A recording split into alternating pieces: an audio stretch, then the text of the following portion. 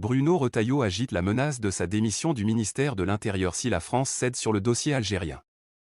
Le ministre de l'Intérieur, dans son entretien aux Parisiens, aujourd'hui en France publié ce samedi, laisse entendre qu'il pourrait démissionner si on lui demandait de céder sur le dossier algérien. Le bras de fer continue.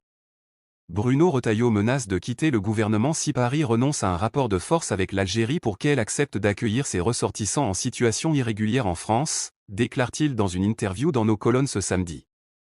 Tant que j'ai la conviction d'être utile et que les moyens me sont donnés, je serai mobilisé. Mais si on me demandait de céder sur ce sujet majeur pour la sécurité des Français, et évidemment que je le refuserais, prévient le ministre de l'Intérieur.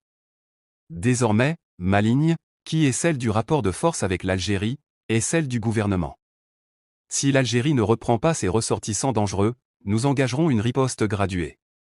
Mais si elle respecte les accords de 1994, un avenant à l'accord de 1968, le problème sera réglé, précise le locataire de Beauvau, et également candidat à la présidence de LR, à notre journal.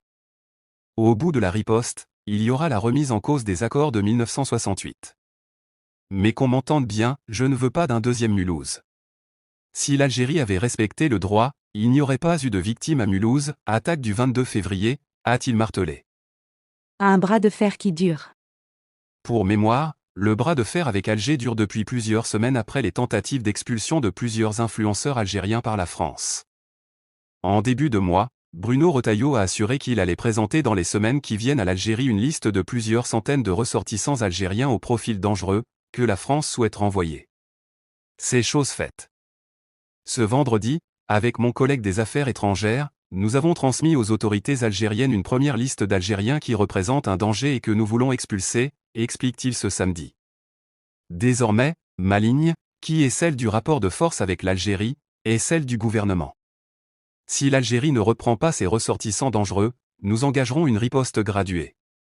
Mais si elle respecte les accords de 1994, un avenant à l'accord de 1968, le problème sera réglé.